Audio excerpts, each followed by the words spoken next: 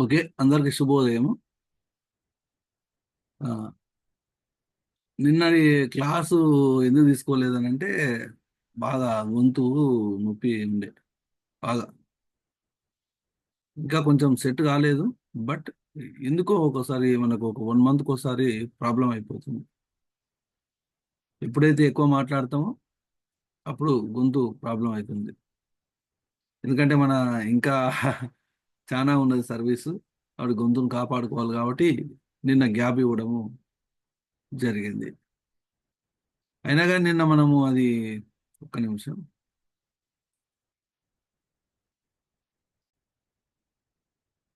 Right.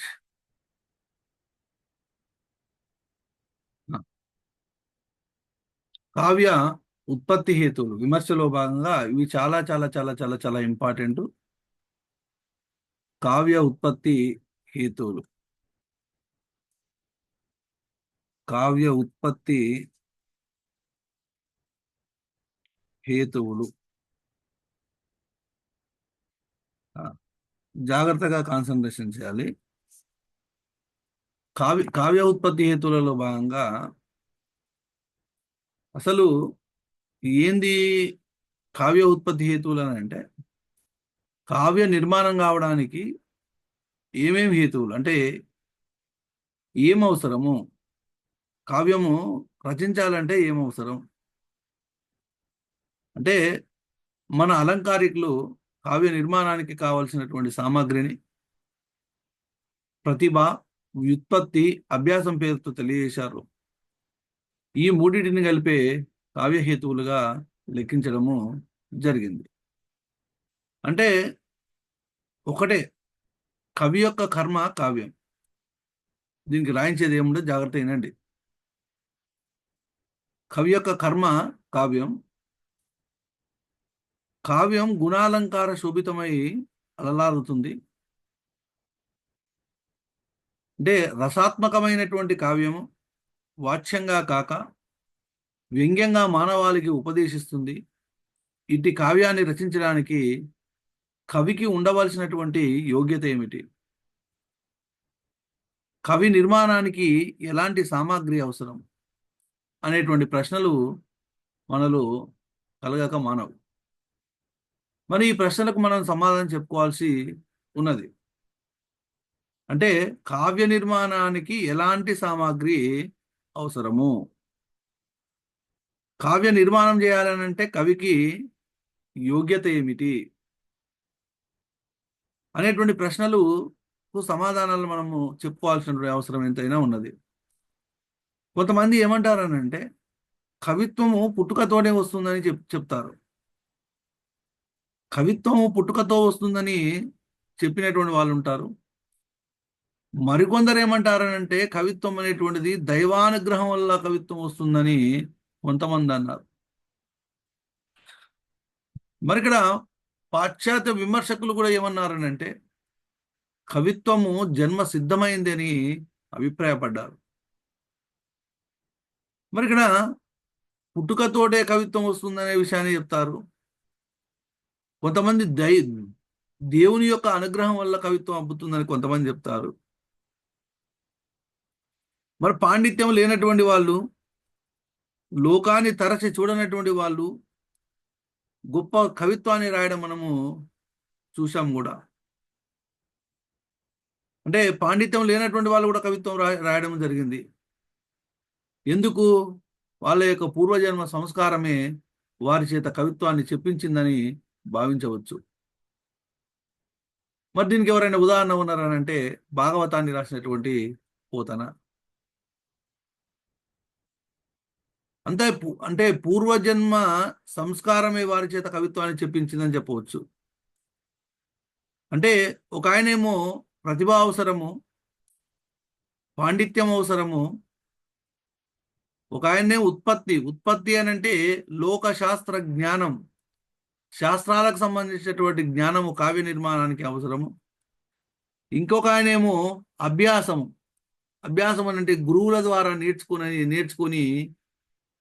నేర్చుకున్నటువంటి జ్ఞానము అని. ఇది 3 రకాల అంశాలని చెప్పడం జరిగింది. అంటే కావ్య నిర్మాణానికి కావలసినటువంటి సామగ్రిని కావ్య నిర్మాణానికి కావ్య నిర్మాణానికి కావలసిన సామాగ్రిని నెంబర్ 1 ప్రతిభ, నెంబర్ 2 వ్యుత్పత్తి, నెంబర్ 3 అభ్యాసం పేరుతో తెలియజేశారు.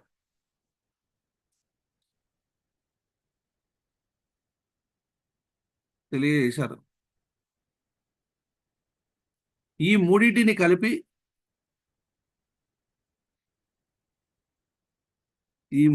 కలిపి కావ్య హేతువులుగా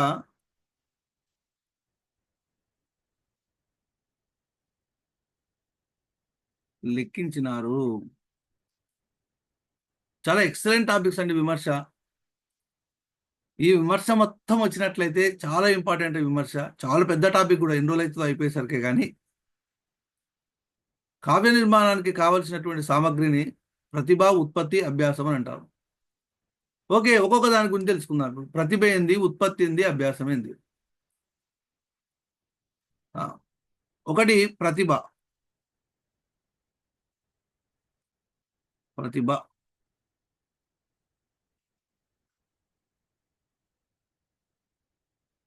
ప్రతిభ ఈ ప్రతిభ గురించి చూసినట్లయితే భామహుడు అనేటువంటి ఆయన ప్రతిభ గురించి ఏం చెప్పిండారంటే, భామహుడు కావ్యంతు జాయతే జాతు కస్య కావ్యంతు జాయతే జాతు కస్య చిత్ప్రతీభావతః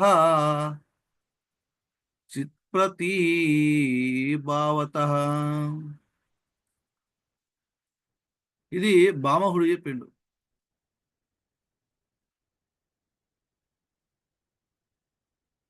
భామహుడు. మరి దీని యొక్క అర్థం ఏంటంటే, ప్రతిభావంతుని వల్లనే ఒకానొకప్పుడు కావ్యము వస్తుందని దీని భావము. అంటే ప్రతిభ వల్లనే కావ్య నిర్మాణం జరుగుతుందని దీని భావము. ప్రతిభ వల్లనే కావ్య నిర్మాణము జరుగుతుందని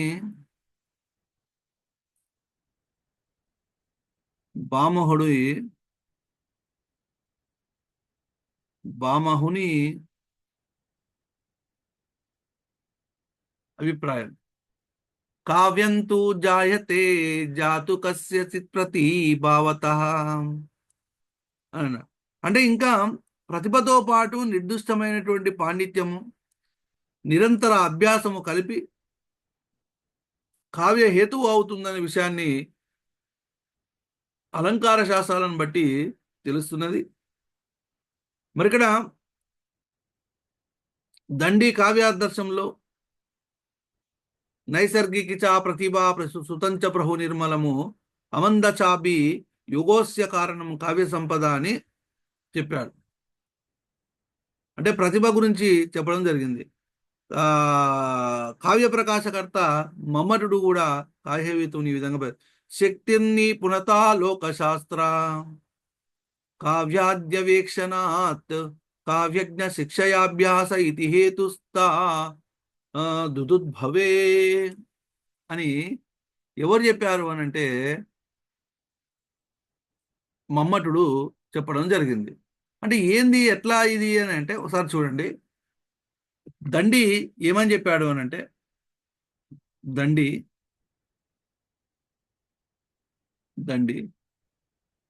నైసర్గికి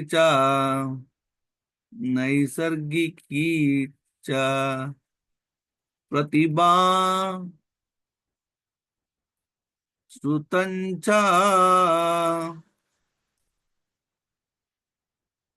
బహునిర్మలం అమందచ్చాభి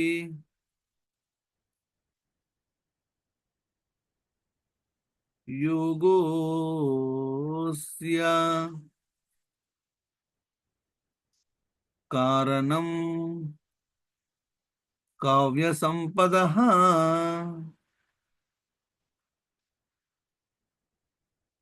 నైసర్గికి చ ప్రతిభా సుతం చ బహు నిర్మలం అమందచ్చాభి యోగాస్య కారణం కావ్య సంపద.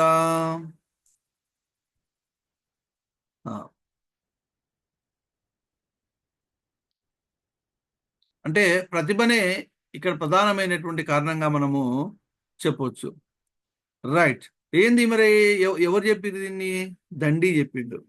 దండి ఎక్కడ చెప్పిండు? కావ్యాదర్శంలో చెప్పిండు. దండి కావ్యాదర్శంలో చెప్పిండు. అంటే ఇక్కడ కింద రాసుకోండి. దండి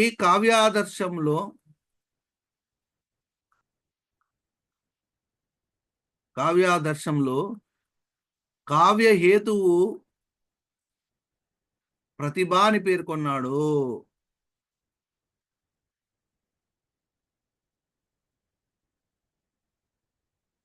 ప్రతిభా సుతంచ బహు నిర్మలము అమందచ్చావి యోగోస్య కారణం కావ్య సంపద.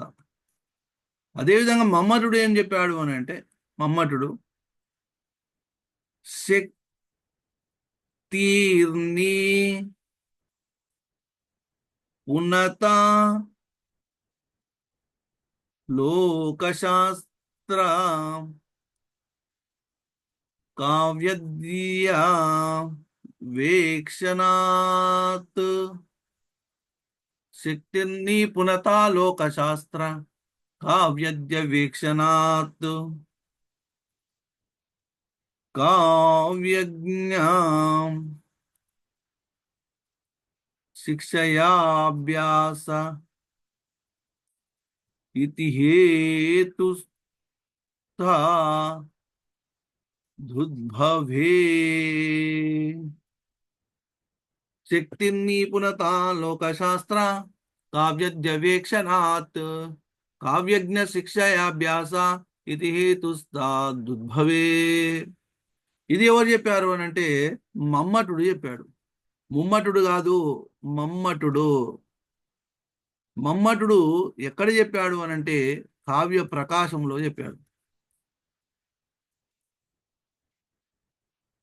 కావ్య ప్రకాశంలో శక్తిర్ని పునత లోకశాస్త్ర కావ్యద్య వీక్షణాత్ కావ్యజ్ఞ శిక్షయాభ్యాస ఇది హేతుస్త దుద్భవే. మమ్మటుడు కావ్య ప్రకాశంలో చెప్పడం జరిగింది. అంటే ఇక్కడ కూడా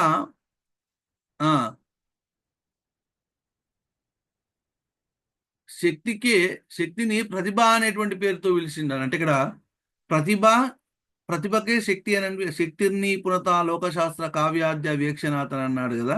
ఇక్కడ ప్రతిభ అంటే శక్తి అని అంటే ప్రతిభను శక్తి అని పిలిచాడు. శక్తికే ప్రతిభ అని పేరు. శక్తికే ప్రతిభ అని పేరు.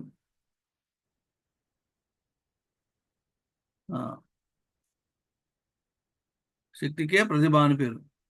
మరి ఈ ప్రతిభతో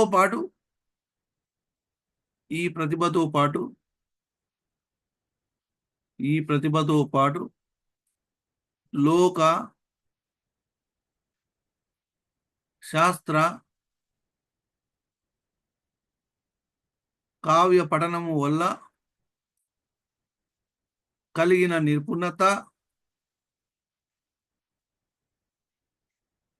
పెద్దల శిక్షణచే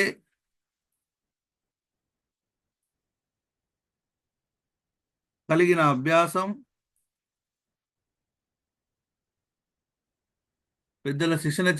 అభ్యాసం, ఈ మూడు కలిపి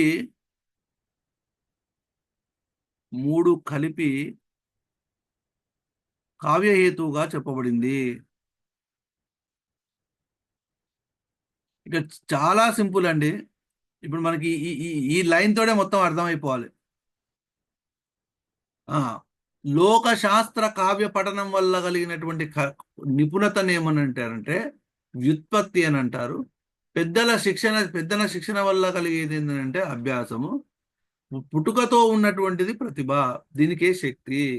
అంటే కావ్యం యొక్క నిర్మాణము జరగాలి అని అంటే, కావ్యం రచించబడాలని అంటే ప్రతిభ ఉండాలి, ఉత్పత్తి ఉండాలి, అభ్యాసం ఉండాలి.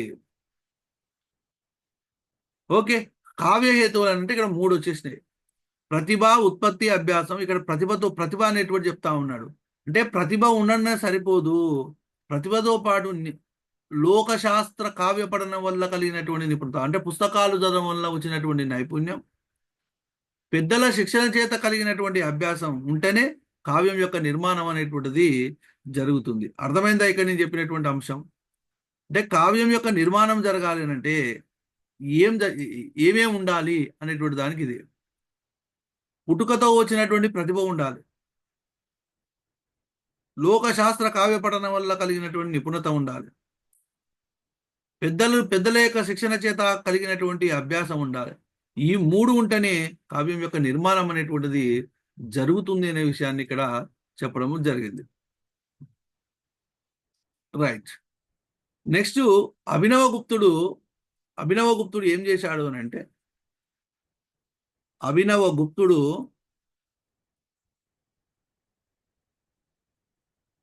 శక్తిని ప్రతిభ అని పిలిచాడు.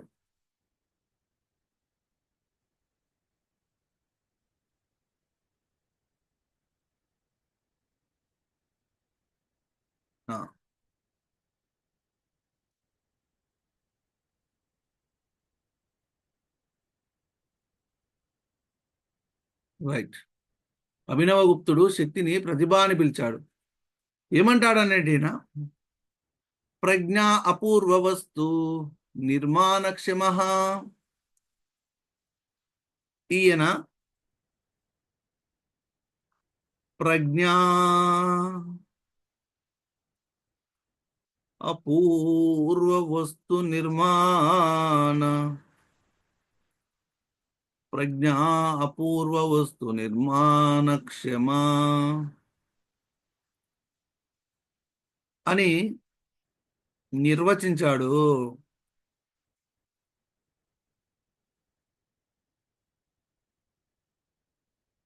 అంటే కొత్త కొత్త వస్తువులను నిర్మించేటువంటి నేర్పుకే ప్రతిభ అని పేరు. దీన్నే ప్రతిభాసం అనేటువంటి పేరుతో కూడా పిలుస్తారు. ప్రతిభాసము లేదా ప్రతిభానం. కొత్త కొత్త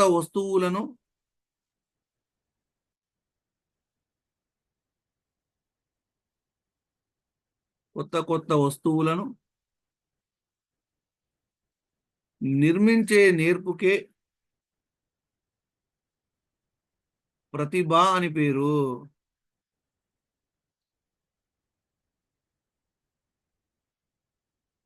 కొత్త కొత్త వస్తువులను నిర్మించే నేర్పుకే ప్రతిభ అని పేరు. దీన్నే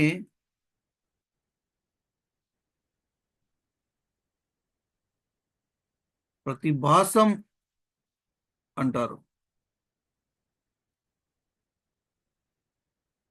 ఇది మరి అదేవిధంగా కావ్య మీమాంస శాస్త్రాన్ని రచించేటువంటి రాజశేఖరుడు శబ్ద సమూహాన్ని, అర్ధాంతరాన్ని, అలంకార తంత్రాన్ని, ఉక్తి మార్గాన్ని హృదయంలో భాషింపజేసేదే ప్రతిభ అని పేర్కొన్నాడు.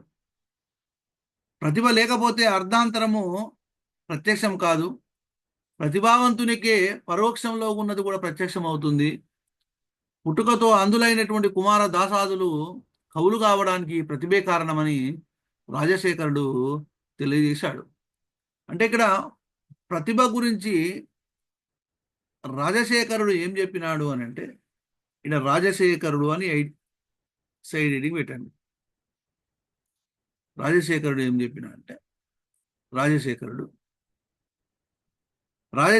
కావ్య మీమాంసలో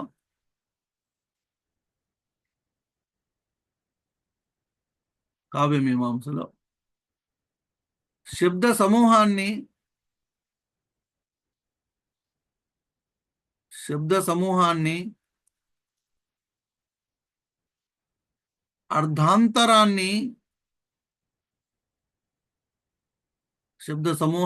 అర్ధాంతరాన్ని,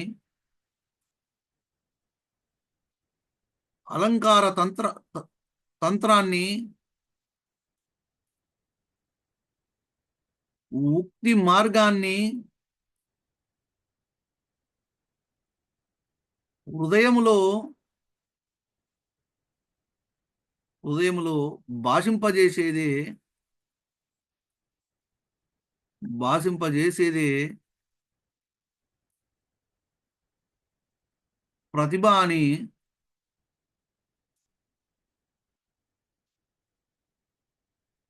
పేర్కొన్నాడు. ప్రతిభ లేకపోతే ప్రతిభ లేకపోతే ప్రతిభ లేకపోతే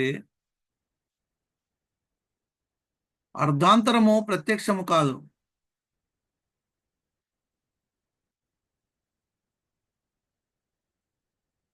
ప్రతిభ లేకపోతే అర్ధాంతరము ప్రత్యక్షం కాదు. ప్రతిభావంతునికే ప్రతిభావంతునికే పరోక్షంలో ఉన్నది కూడా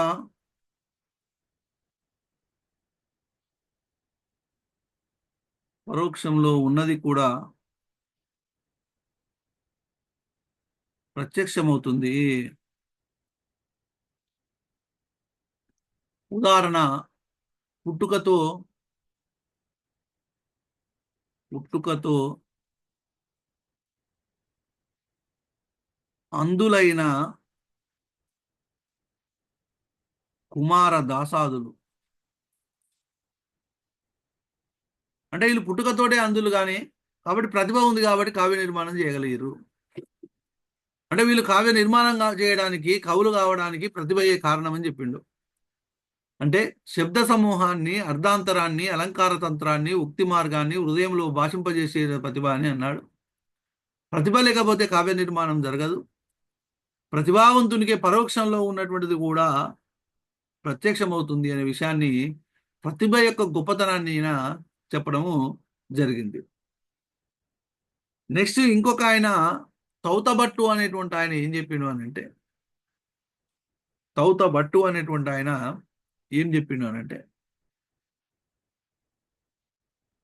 తౌతబట్టు అభిప్రాయము ప్రకారం తౌతబట్టు అభిప్రాయం ప్రకారం ప్రజ్ఞ నవోన్మేషశాలిని నవోన్మేషశాలిని ప్రతిభామత అని అన్నాడు. ప్రజ్ఞా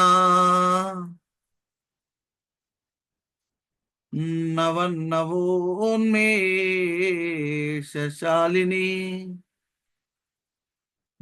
నవోన్మేషశాలిని ప్రతిభామత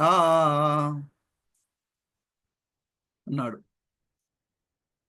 ప్రజ్ఞ నవోన్మేషశాలిని ప్రతిభామత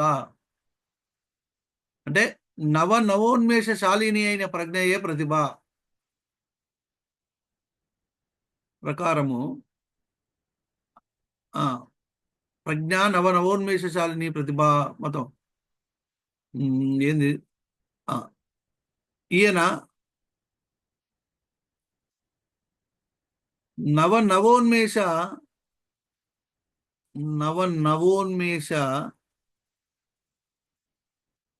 శాలిని అయిన ప్రజ్ఞయే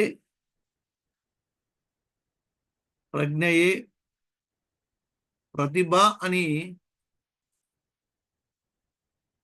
అన్నాడు. నవోన్మేషశాలిని అని అంటే ఏంటంటే ఎప్పటికప్పుడు కొత్తగా భాషింపజేసేది. అంటే నవోన్మేషశాలిని అని అంటే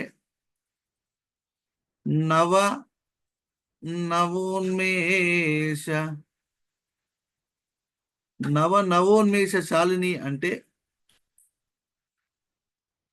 ఎప్పటికప్పుడు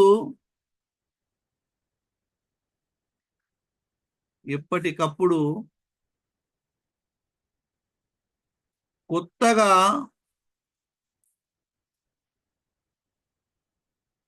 భాషింపజేసేది అని అర్థం.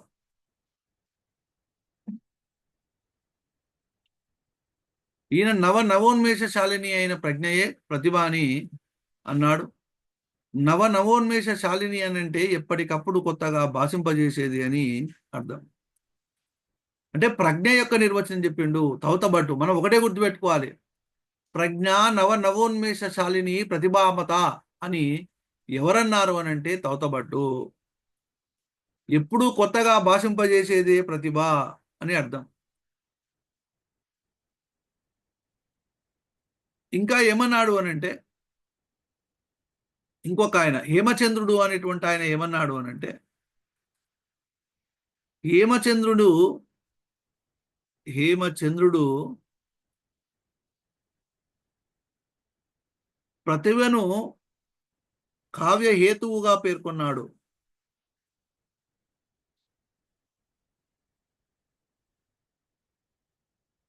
కావ్య హేతువుగా పేర్కొన్నాడు. ప్రతిభయే ప్రతిభయే కావ్య రచనకు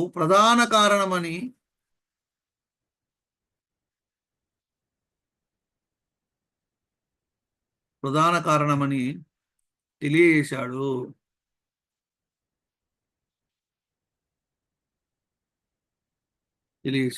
ప్రతిభయే కావ్య రచనకు ప్రధాన కారణమని తెలియజేశాడు.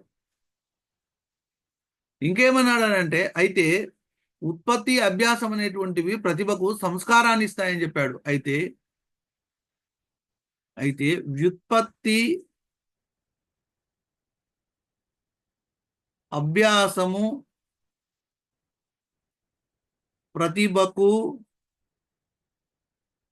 ప్రతిభకు సంస్కారాన్ని ఇస్తాయని చెప్పాడు.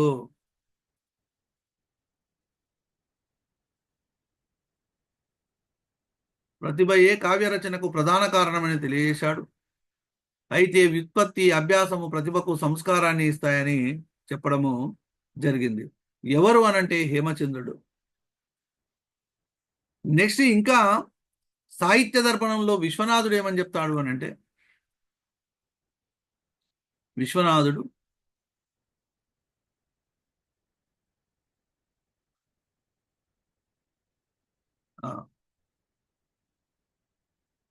సాహిత్య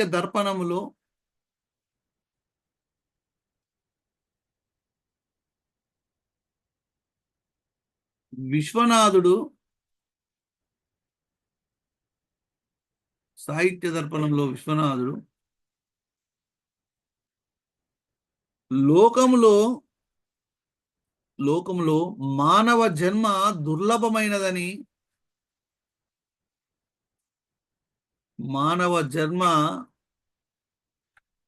దుర్లభమైనదని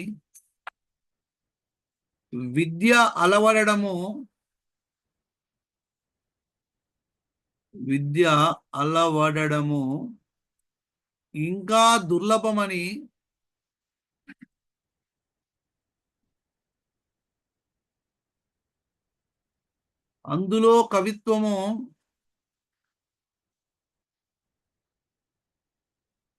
అందులో కవిత్వము దుర్లభమైతే మరీ దుర్లభమైనది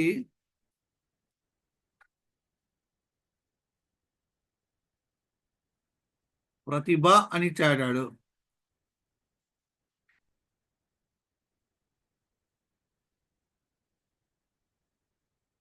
సాహిత్య దర్పణంలో విశ్వనాథుడు లోకంలో మానవ జన్మ దుర్లభమైందని, విద్య అలవడడం ఇంకా దుర్లభమని, అందులో కవిత్వం దుర్లభమైతే మరీ దుర్లభమైనది ప్రతిభ అని అన్నాడు.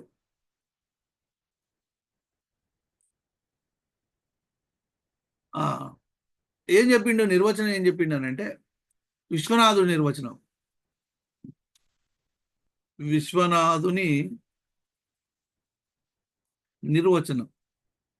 అంటే సాహిత్య దర్పణంలో విశ్వనాథుడు చెప్పినటువంటి నిర్వచనం చూద్దాం. నరత్వం దుర్లభం లోకే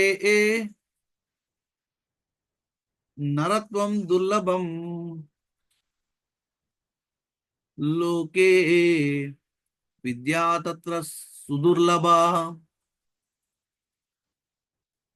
విద్యా తత్ర సుదర్లభ కవిత్వం కవిత్వం దుర్లభం తత్ర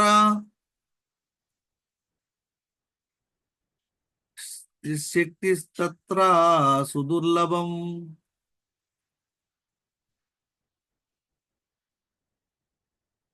నరత్వం దుర్లభం లోకే విద్యా తత్ర సుదుర్లభ కవిత్వం దుర్లభం తత్ర శక్తి తత్ర దుర్లభం.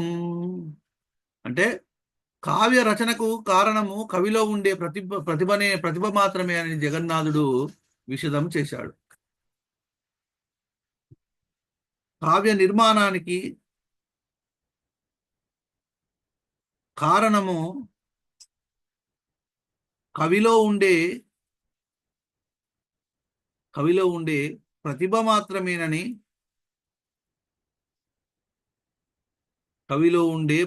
మాత్రమేనని జగన్నాథుడు విషదం చేశాడు. అంటే ఇక్కడ విశ్వనాథుడు ఈ విధంగా సాహిత్య దర్పణంలో చెప్పడం జరిగింది. తర్వాత ఇది ప్రతిభకు సంబంధించి. ఇంతకుముందు చెప్పినాను ఉత్పత్తి అనంటే లోకశాస్త్ర కావ్య పఠనాల వల్ల లభించినటువంటి జ్ఞానము ఉత్పత్తి. పుట్టుకతో ఉండేటువంటిది ప్రతిభ. నెక్స్ట్ ఉత్పత్తి.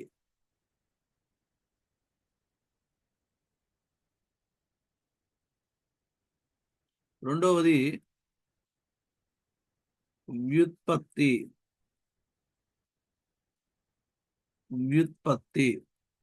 రైట్. వ్యుత్పత్తి అనగా పాండిత్యం.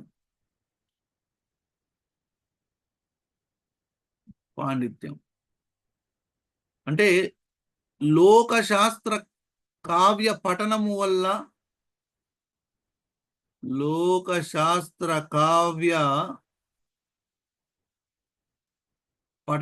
వల్ల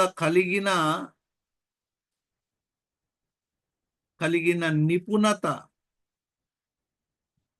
వ్యుత్పత్తి.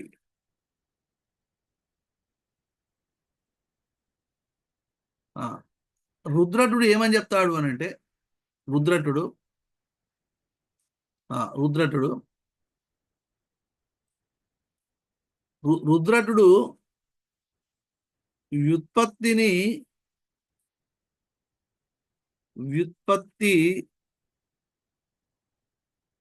ఉత్పత్తిని నిర్వచిస్తూ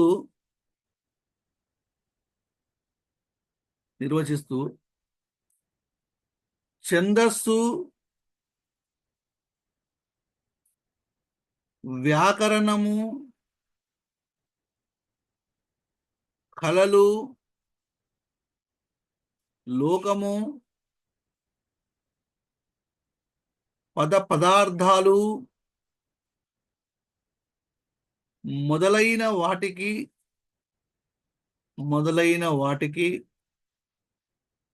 సంబంధించిన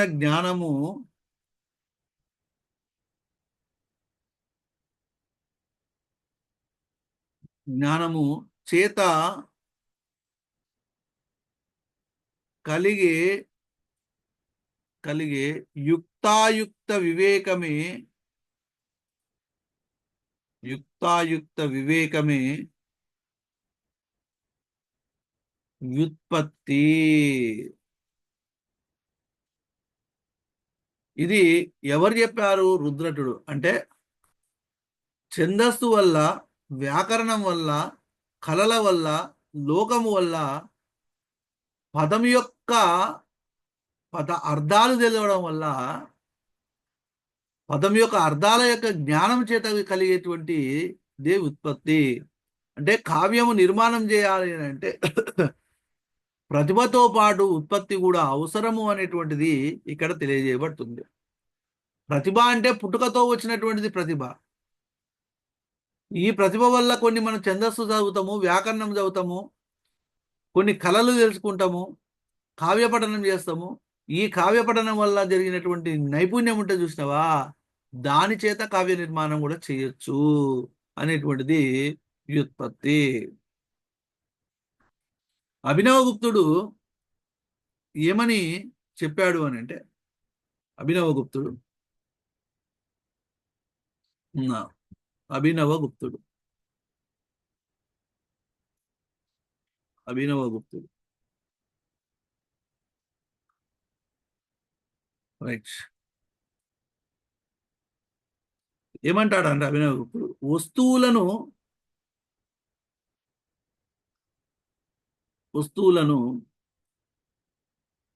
విడివిడిగా చూడడమే వివిక్త జ్ఞానం. చూడడమే వివిక్త జ్ఞానం.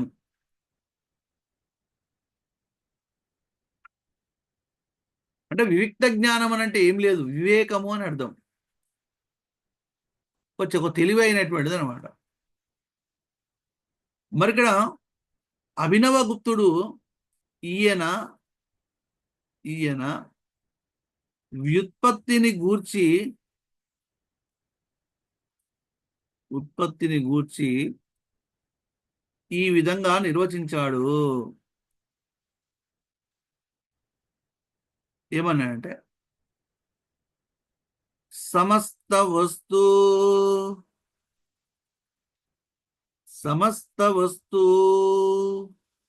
పౌర్యాపర్య కౌశలం వ్యుత్పత్తి. అంటే సమస్త వస్తువులను ముందు వెనకల వివేచించేటువంటి నైపుణ్యమే ఉత్పత్తి అని భావం. వస్తువులు అని అంటే కావ్య వస్తువులు. సమస్త వస్తువులను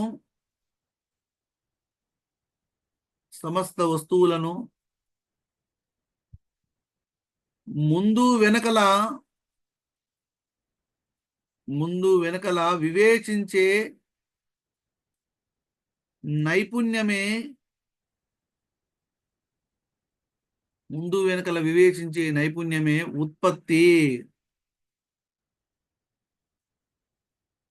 అని దాని భావం. సమస్త వస్తువులను ముందు వెనకల వివేచించే నైపుణ్యమే ఉత్పత్తి అని దాని భావం. అంటే సమస్త వస్తువులను ముందు వెనకల ఆలోచన చేసేటువంటి నైపుణ్యమే. అంటే ఉత్పత్తికి ఇంకొక పేరు కూడా ఏం పెట్టారు అంటే నైపుణ్యం అని పెట్టారు. అంటే పాండిత్యము ఆబ్లిక్ అని పెట్టి, ఇక్కడ ఉత్పత్తి అనగా పాండిత్యం అని రాశారు కదా, ఇక్కడ ఆబ్లిక్ అని పెట్టి నైపుణ్యం అని కూడా పెట్టాలి. నైపుణ్యం.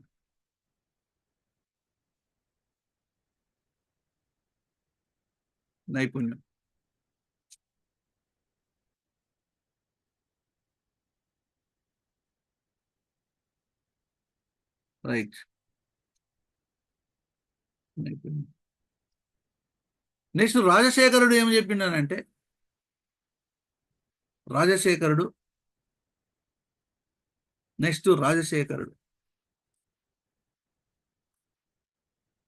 రాజశేఖరుడు అనంటే కావ్య మీమాంస.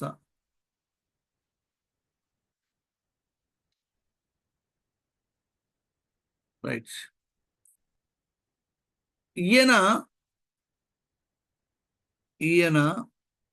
ఉచితానుచిత వివేకాన్ని ఉత్పత్తిగా పేర్కొన్నాడు. ఉచితానుచిత వివేకాన్ని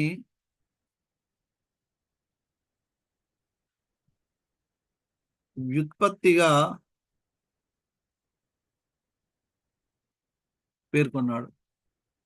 అయితే కవిలో ప్రతిభా ఉత్పత్తులు రెండు మిళితమై ఉన్నప్పుడే చక్కని కావ్యం అవతరిస్తుందని, లావణ్యము లేని రూపము లేని లావణ్యము శోభకరాలు కానట్లే ప్రతిభతో పాటు ఉత్పత్తితో పాటు ప్రతిభ ఉన్నప్పుడే కవిత్వం రాణిస్తుందని వ్యాఖ్యానించాడు. ఇది చాలా అవసరం. ఈయన ప్రతిభతో పాటు ఏంది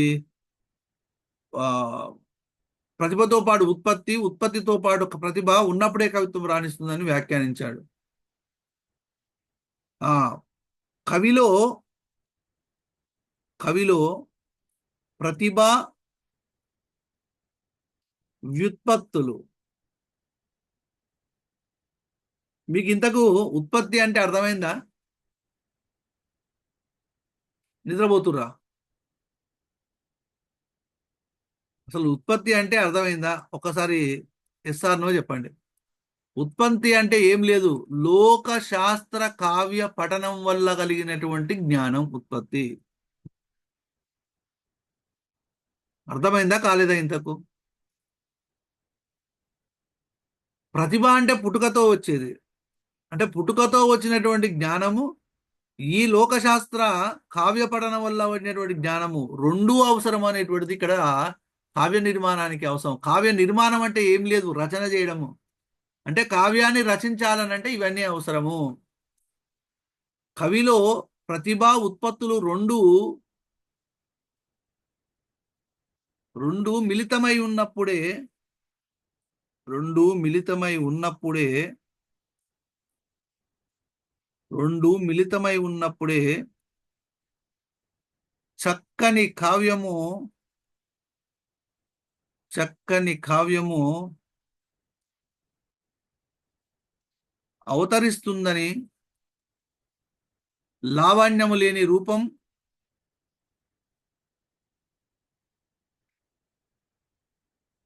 లావణ్యము లేని రూపం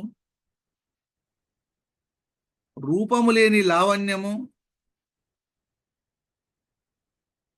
శోభాకరాలు కానట్లే ప్రతిభతో పాటు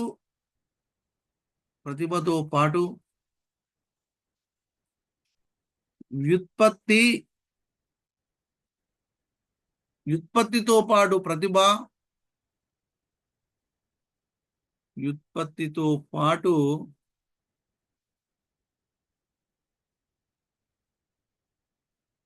ప్రతిభ ఉన్నప్పుడే ఉత్పత్తితో పాటు ప్రతిభ ఉన్నప్పుడే కవిత్వము రాణిస్తుందని వ్యాఖ్యానించాడు.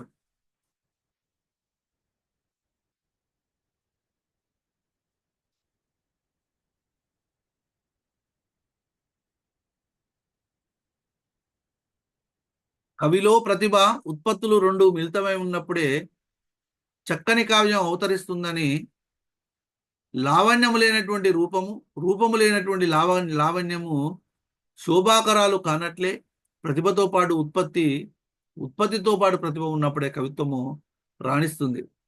అంటే ప్రతిభతో పాటు తప్పనిసరిగా వ్యుత్పత్తి అనేటువంటిది తప్పనిసరిగా ఉండాలి.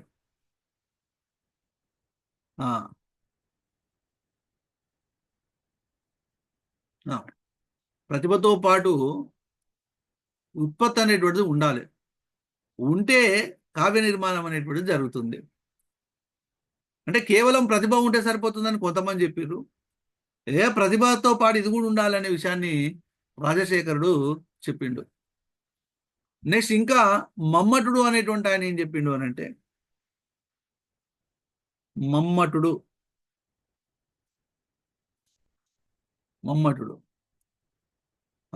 ఈ మమ్మటుడు అనేటువంటి ఆయన ఉత్పత్తి స్వరూపాన్ని చక్కగా విశ్లేషించాడు. నైపుణ్యము కావ్యహేతువులోని అంశమని, నైపుణ్యము కావ్యహేతువులోని అంశమని, అది లోకశాస్త్ర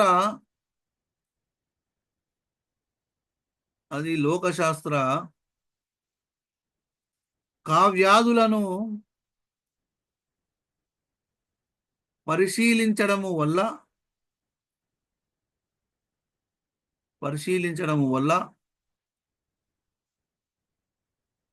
లభిస్తుందని. అంటే లోకం అని అంటే ఏంది? ప్రపంచం. ఆ, లో లోకము అనగా లోకమనగా ప్రపంచం.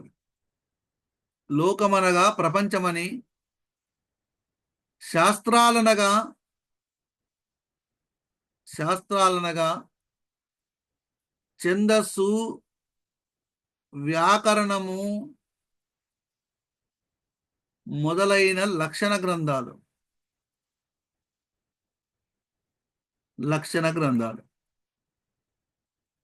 కావ్యాలనగా మహాకవుల చేత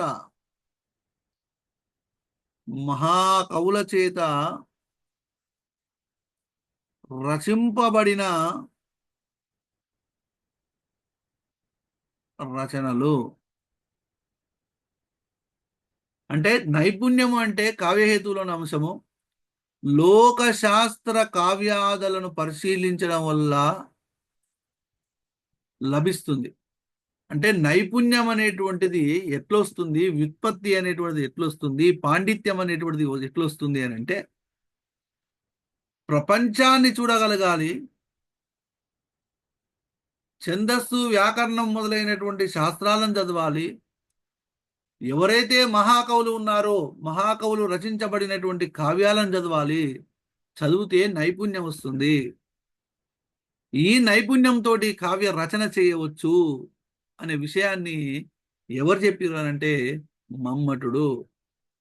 అర్థమైంది ఇక్కడ. మమ్మటుడు ఏం చెప్పినాడు, రాజశేఖరుడు ఏం చెప్పిండు? ప్రతిభ ఉండాలి, ప్రతిభతో పాటు ఉత్పత్తి ఉండాలి. ప్రతిభ ఉత్పత్తి రెండు ఒకదానికొకటి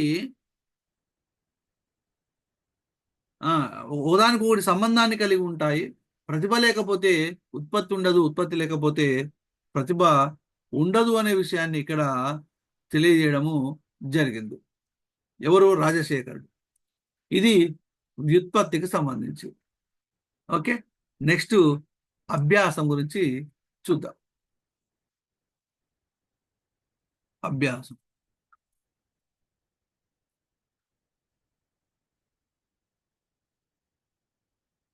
అభ్యాసం అంటే ఏం లేదు. నీ దగ్గర ప్రతిభ ఉంది, వినాలి. నీ దగ్గర లోకశాస్త్ర కావ్య పఠనం కలిగినటువంటి నైపుణ్యం ఉంది. కానీ గురువు యొక్క సహకారం లేకపోతే కావ్య రచన చేయలేదు. అంటే గురువు దగ్గర పోతే కొన్ని టెక్నిక్ చెప్తాడు. చాలా మంది, కొంతమందికి నాలెడ్జ్ ఉంటుంది, పుస్తకాలు చదివి ఉంటారు, కానీ ఏ ఏ గురువు దగ్గర కూడా గైడెన్స్ తీసుకోరు. వాళ్ళకు ఉద్యోగాలు రావు కొంతమందికి. అంటే నాలెడ్జ్ ఉండి పుస్తకాలు చదివినటువంటి పుస్తకాలు చదివినటువంటి నాలెడ్జ్ ఉండి ఆల్రెడీ ప్రతిభ ఉండి గురువుల దగ్గర కొంచెం శిక్షణ తీసుకున్నాం అనుకోండి, వాళ్ళకు ఉద్యోగాలు వస్తాయి. చాలా మంది అట్లా ఉద్యోగాలు రాకుండా మిగిలినటువంటి వాళ్ళు ఉన్నారు. చాలా పుస్తకాలు చదివి ఉంటారు, వాళ్ళకు నాలెడ్జ్ ఉంటుంది, కానీ ఏ ఏ ఏ గురువు దగ్గర కూడా కోచింగ్ తీసుకోకుండా, గైడెన్స్ తీసుకోకుండా జాబులు రాకుండా ఉన్నటువంటి వాళ్ళు చాలా చాలా చాలా మంది ఉన్నారు.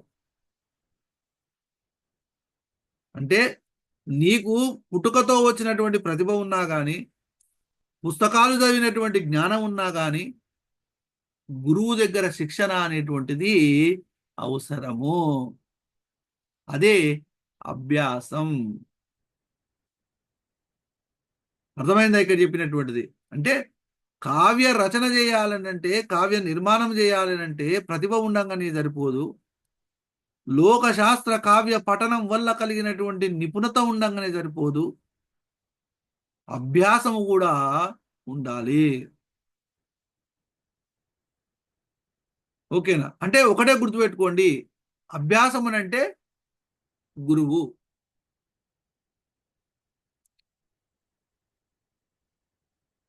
ఓకే, అర్థమైందా ఇప్పుడు చెప్పినటువంటిది? మూడింటి గురించి ఒక క్లారిటీ వచ్చిందా ఇప్పుడు? చెప్పండి. మళ్ళీ ఒక్కొక్కడు ఒక్కో తిరిగి చెప్తాడు. ఎస్ ఆర్ నో చెప్పండి. ఈ మూడింటి గురించి క్లారిటీ వచ్చిందా రాలేదా?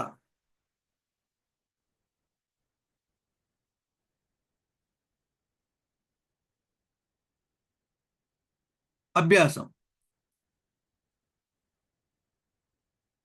రైట్. అభ్యాసం ఏంటంటే రాజశేఖరుడు ఏమని చెప్తాడనంటే అభ్యాసం గురించి, ఆ, ఆ, రాజశేఖరుడు ఇక్కడ రాజశేఖరుడు ఒకటే విమర్శ చాలా ఎక్సలెంట్ ఉంటుంది. అర్థమైతే దీనంత ఈజీ సబ్జెక్ట్ లేదు, అర్థం కాకపోతే దీనంత హార్డ్ సబ్జెక్ట్ లేదు. ఇప్పుడు గుర్తుపెట్టుకోండి. రాజశేఖరుడు ఈయన ఏంది కావ్య మీమాంసలో ఆ ఈ విధంగా నిర్వచించాడు.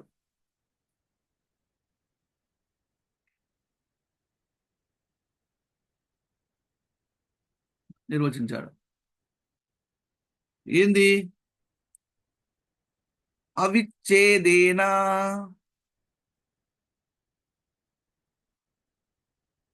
అవిచ్ఛేదేనా శీలనామభ్యాసః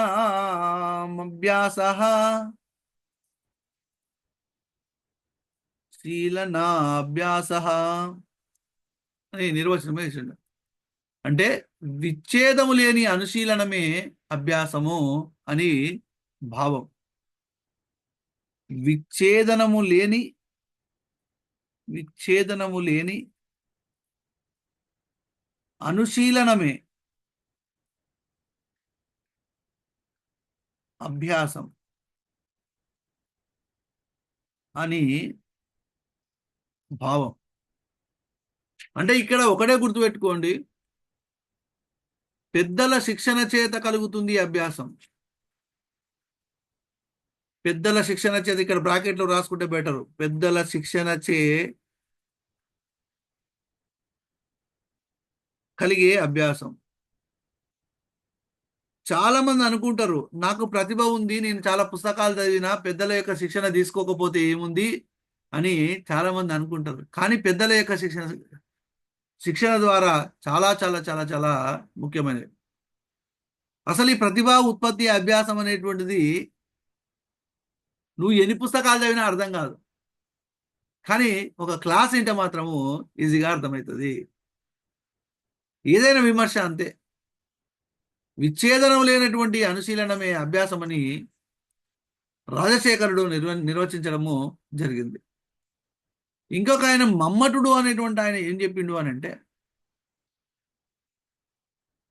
మమ్మటుడు అనేటువంటి ఆయన అంటే ఒక్కొక్కరు ఒక్కొక్క తీరే చెప్తారు. ఇవి నిర్వచనాలు ఇంపార్టెంట్. నిరంతరము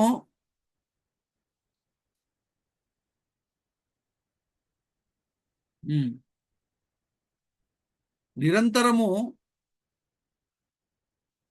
నిరంతరము కవుల రచనలను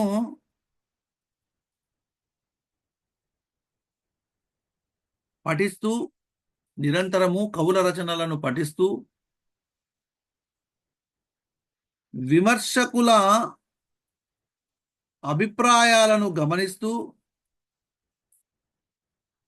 విమర్శకుల అభిప్రాయాలను గమనిస్తూ వారి ఉపదేశాలను మరలా మరలా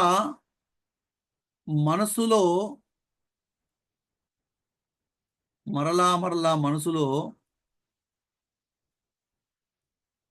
ప్రతిఫలింపజేయడమే అభ్యాసము.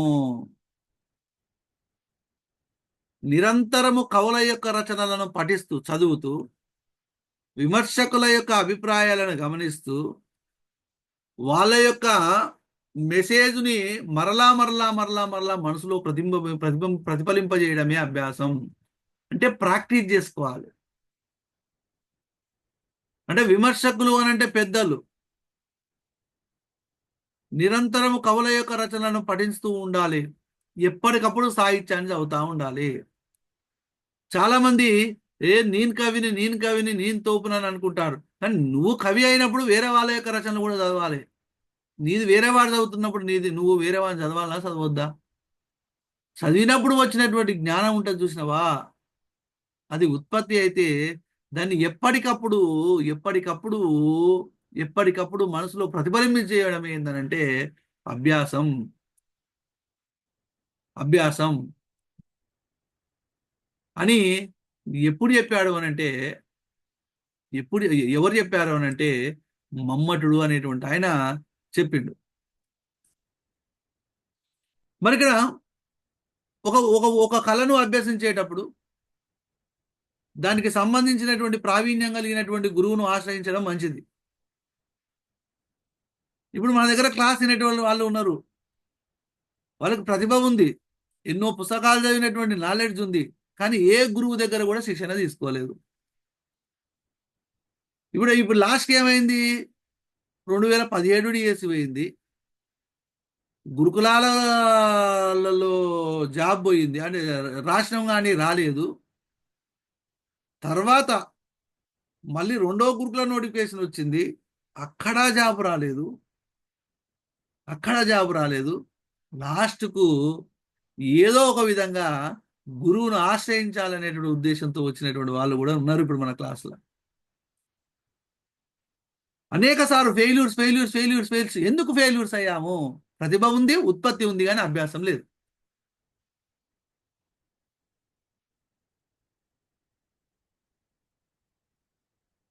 ప్రతిభ ఉంది, ఉత్పత్తి ఉంది, కానీ అభ్యాసం లేదు. అభ్యాసం అనేటువంటిది చాలా చాలా చాలా చాలా అవసరము. నువ్వు ఎన్ని పుస్తకాలు చదువుతుంది, నీకు ఎంత నాలెడ్జ్ ఉంటుంది, అభ్యాసం లేకపోతే వేస్ట్. అదే అదే ఇక్కడ కావ్య రచనకు అవసరం అనే విషయాన్ని ఇక్కడ చెప్తా ఉన్నాడు.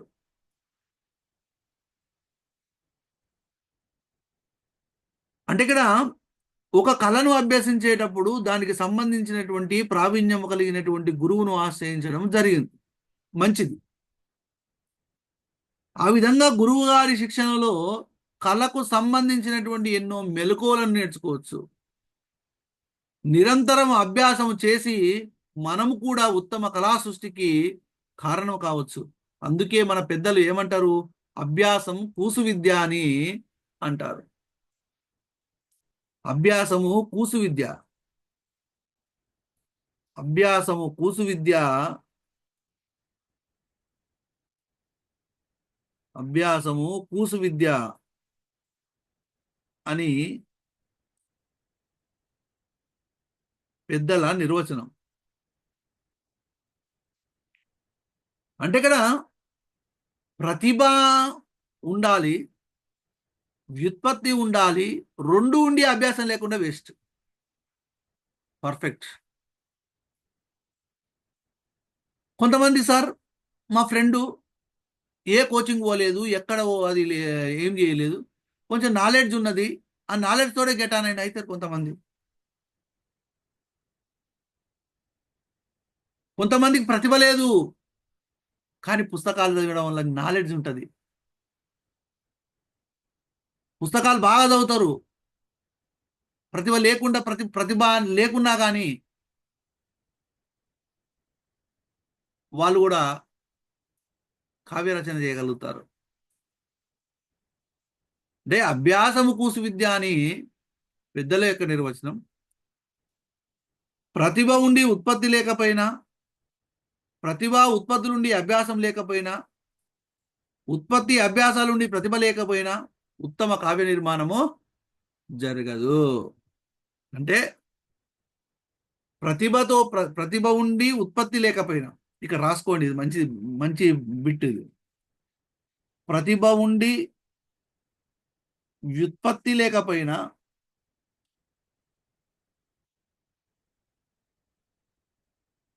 ప్రతిభ ఉండి ఉత్పత్తి లేకపోయినా, ప్రతిభ వ్యుత్పత్తులుండి, ప్రతిభా ఉత్పత్తులుండి అభ్యాసం లేకపోయినా,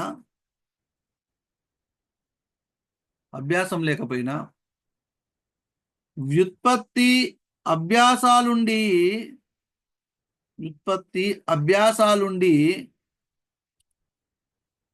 ప్రతిభ లేకపోయినా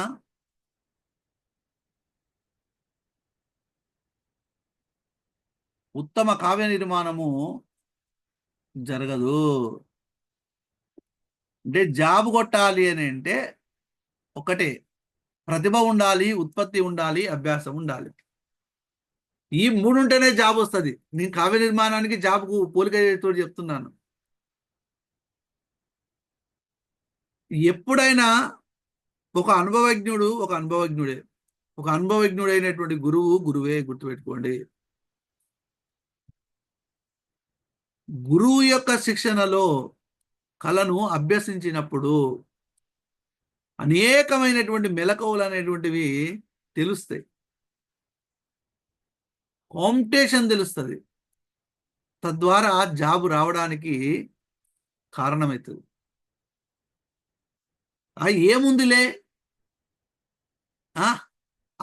ఆయనను తెలుసుకోవడం ఏముందిలే, ఆయన దగ్గర నేర్చుకోవడం ఏముందిలే, నాకు రాదా, నా దగ్గర పుస్తకాలు లేవా?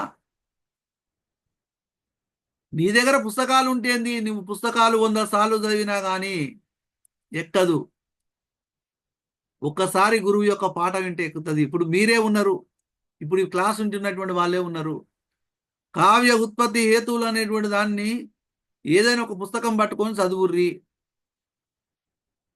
10 రోజుల తర్వాత మళ్ళీ కావ్య ఉత్పత్తి హేతువులు అంటే ఏందో మర్చిపోతారు.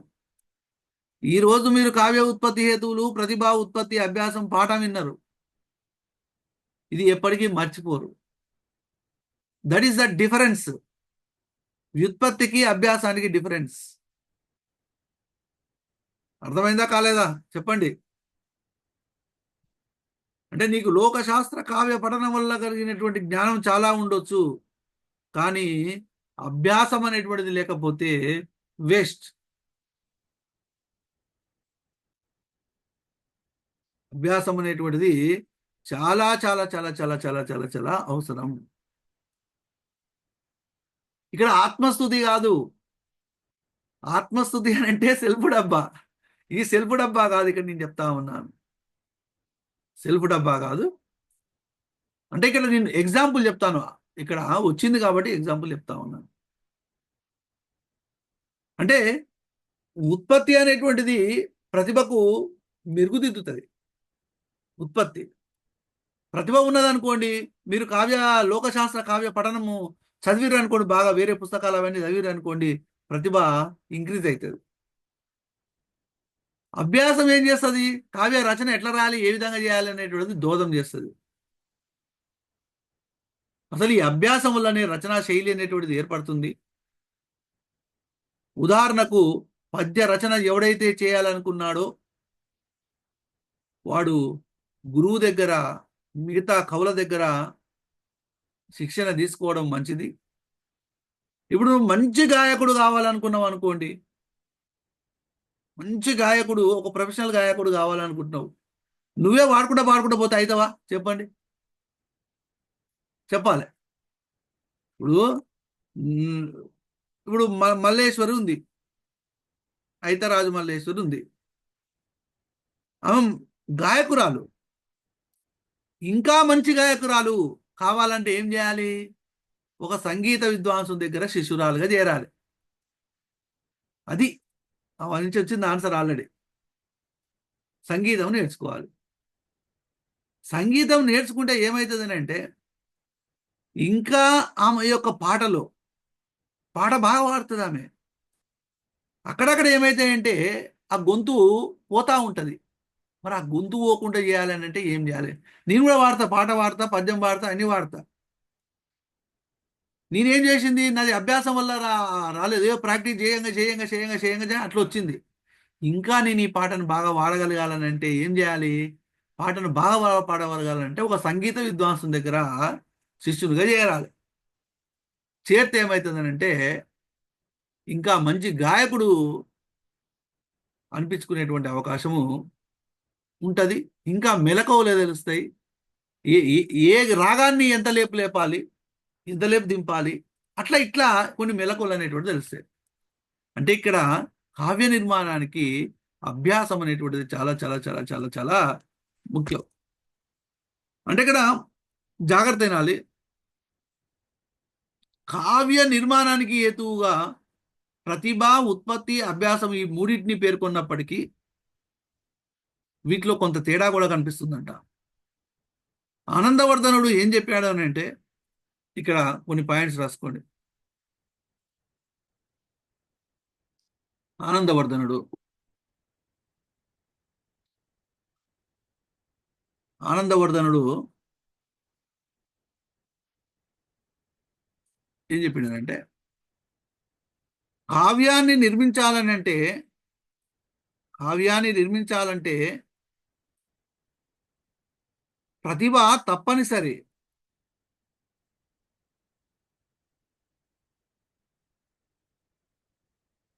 ఆనందవర్ధనుడు కావ్యాన్ని నిర్మించాలంటే ప్రతిభ తప్పనిసరి అవసరము, తప్పనిసరి అవసరం అని చెప్పాడు. ప్రతిభ ఉంటే పాండిత్యము లేక కవి చేసినటువంటి దోషం ఒక్కోసారి మాసిపోతుంది. ఒకవేళ ప్రతిభ లేకపోతే పాండిత్యం ఉండి ప్రయోజనం లేదని వివరించాడు. ఆయన దృష్టిలో లోకంలో ప్రతిభావంతమైనటువంటి కవులు ఐదారుగురు మాత్రమే. ఉదాహరణకు వాల్మీకి, వ్యాసుడు, కాళిదాసు.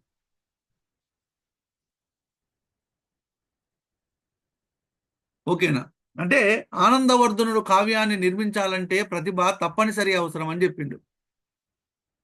ప్రతిభ ఉంటే ఏమన్నాడు అని అంటే, ఈయన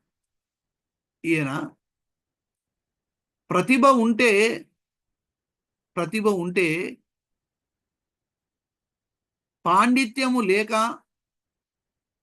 పాండిత్యము లేక కవి చేసినటువంటి దోషము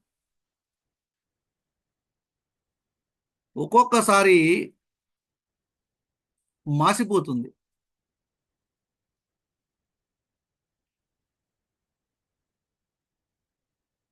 ఒకవేళ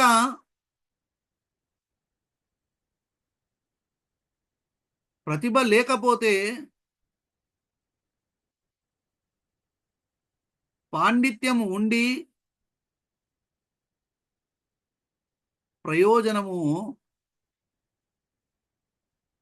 ప్రయోజనము లేదని వివరించినాడు. ఆయన దృష్టిలో లోకంలో ప్రతిభావంతులైనటువంటి కవులు ఐదారుగురు మాత్రమే. వాళ్ళే వాల్మీకి, వ్యాసుడు, కాళిదాసు. అంటే వాల్మీకి, వ్యాసుడు, కాళిదాసు ఏం కావ్యాలు చదవలే. ఎందుకంటే వాళ్ళే మొదలు కాబట్టి.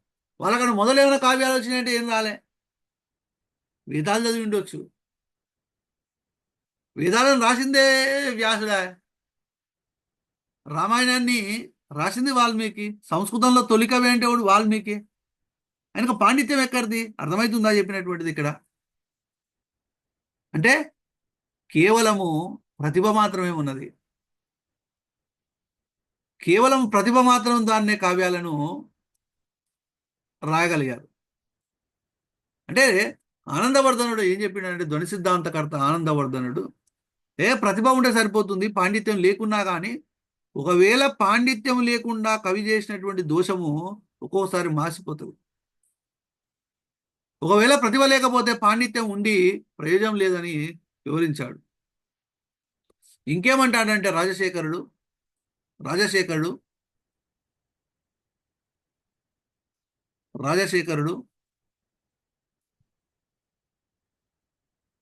ప్రతిభకు ప్రథమ తాంబూలం ఇచ్చిండు. ప్రథమ తాంబూలము ఇస్తూ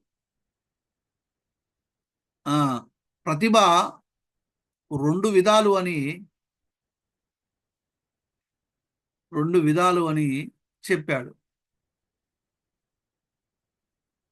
ఏందేనంటే, ఒకటి భావయిత్రి,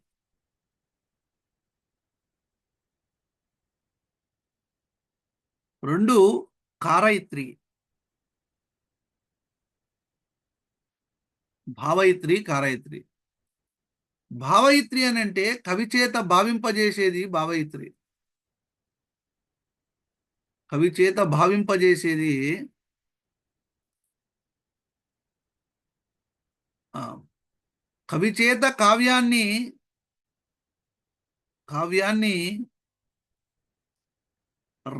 రచింపజేసేది. కవి చేత భావింపజేసేది భావయిత్రి, కవి చేత కావ్యాన్ని రచింపజేసేది కారయిత్రి.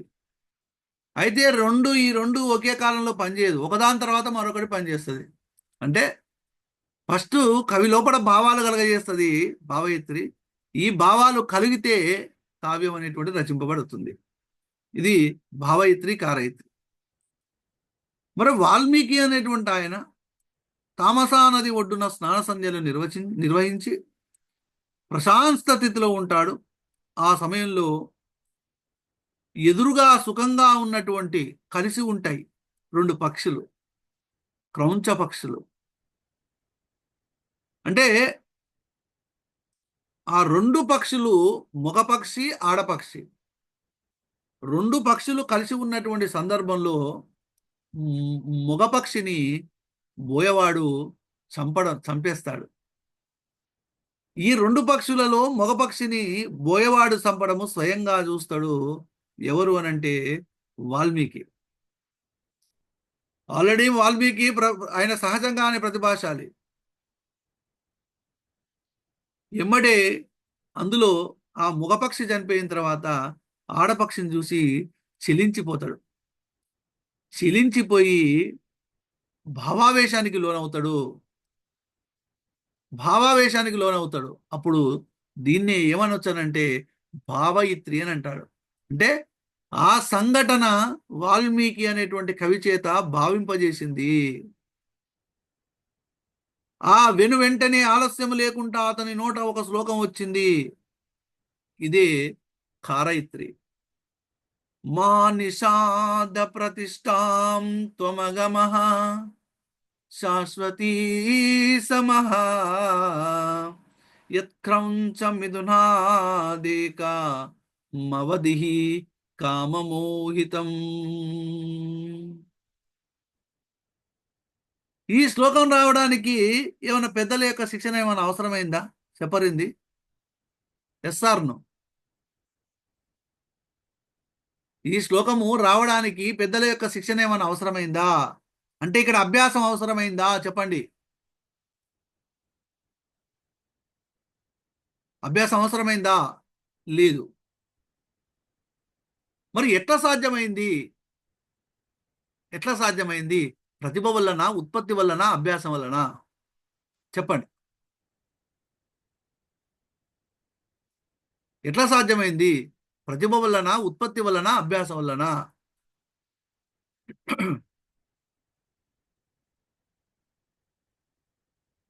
చెప్పాలి. ప్రతిభ ప్రతిభ అనేది దేవుని యొక్క అనుగ్రహమే. అంటే ఆలోచింపజేసింది కవి చేత ఆలోచింపజేసి ఎమ్మటే కావ్యం అనేటువంటిది రావడానికి కారణమైంది.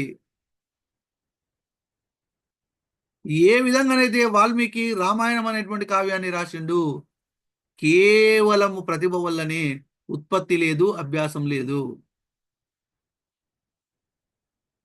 అట్నే కాళిదాసు, భవభూతి అయినటువంటి మొదలైనటువంటి కవులు కూడా ప్రతిభావంతులే. కానీ వారిలో ప్రతిభతో పాటు పాండిత్యము, అభ్యాసము పుష్కలంగా ఉన్నాయంట కాళిదాసులో. అందుకే వాళ్ళు మహాకవులయ్యారు. వాల్మీకి కవి, కాళిదాసు భవభూతి మొదలైనటువంటి వాళ్ళు మహాకవి. అంటే కేవలము ప్రతిభ ఉంటే సరిపోదు, జాగ్రత్త వినాలి. కేవలము ప్రతిభ ఉంటే సరిపోదు, ప్రతిభతో పాటు ఉత్పత్తి, అభ్యాసము మూడు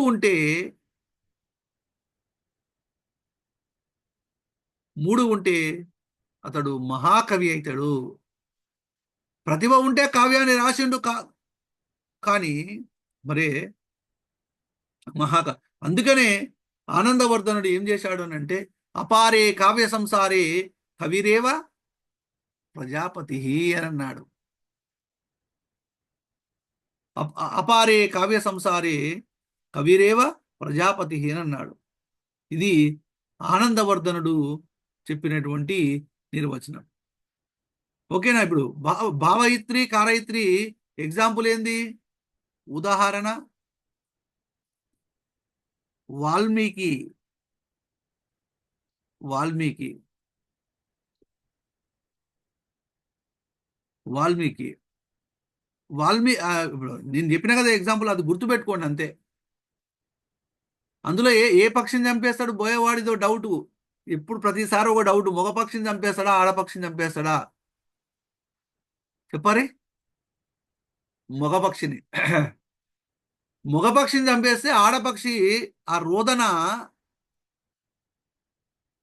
ఆ భావం అనే భావావేశానికి లోనవుతాడు. ఏంది ఇదంతా ఏందని ఎమ్మడే శ్లోకం వస్తుంది. అది కారయిత్రి. ఇప్పుడు ఫర్ ఎగ్జాంపుల్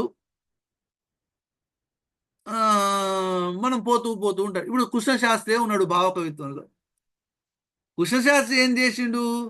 అడవిలో ఓ రోజు పోతా ఉన్నాడంట. ఇది అడవిలో ఆడేనో బస్సు అయిపోయిందంట. బస్సు అయిపోగానే అడవిలో చుట్టూ అన్ని చెట్లు తిరుగుతా ఉన్నాడు. చెట్లు పుట్టలు అన్ని తిరుగుతుంటే ఓ చెట్లు పుట్టలు అన్ని చూసరికి అప్పుడు ఆయన లోపల ఒక భావావేశానికి లోనైపోయాడు. లోనైపోయి అప్పటికప్పుడు ఒక పాట రాసిండు. ఆకులో ఆకునై పువ్వులో పువ్వునై. చూడండి, అంటే అది భావయిత్రి కారయిత్రి. మరి ఆయన ప్రతిభ వల్ల రాసిండు. ప్రతిభతో పాటు ఆయనకు పాండిత్యం ఉంది. పాండిత్యం పాటు పాటు అభ్యాసం కూడా ఉంది. అందుకనే కృష్ణశాస్త్రి మహాకవేయుడు. అంటే ఒకటే గుర్తుపెట్టుకోండి, మీరు ఎగ్జామ్స్ ప్రిపేర్ అయ్యేటువంటి వాళ్ళు కూడా ప్రతిభ ఉంటే సరిపోదు. ప్రతిభతో పాటు ఉత్పత్తి ఉండాలి, ఉత్పత్తితో పాటు అభ్యాసం ఉండాలి. మూడు ఉన్నప్పుడే నువ్వు ఒక మంచి ఉద్యోగాన్ని సాధించగలుగుతావు. కావ్య రచనకు ప్రతిభ, ఉత్పత్తి, అభ్యాసం మూడు ఏ విధంగానైతే అవసరమో, కావ్య రచనకు ప్రతిభ, ఉత్పత్తి, అభ్యాసం మూడు ఏ విధంగానైతే అవసరమో,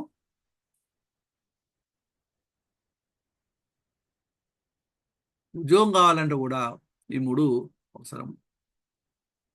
ఓకే, ఇది కావ్య ఉత్పత్తి హేతువులకు సంబంధించి. గ్యారంటీ వీటి మీద బిట్టు వస్తుందండి, ప్రతిసారి వస్తా ఉన్నది బిట్టు.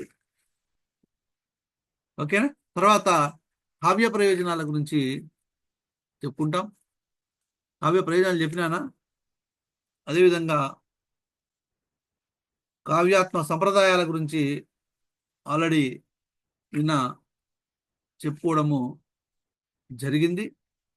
అదేవిధంగా ఇంకా చాలా ఉన్నాయండి. కావ్య గుణాలు ఉంటాయి. కావ్య గుణాలు నెక్స్ట్ క్లాస్లో కావ్య గుణాల గురించి చెప్తాను. కావ్య దోషాలు.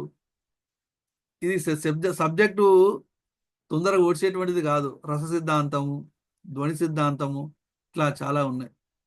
ఓకేనా? రైట్. ఇంకొక చిన్న విషయం ఏంటంటే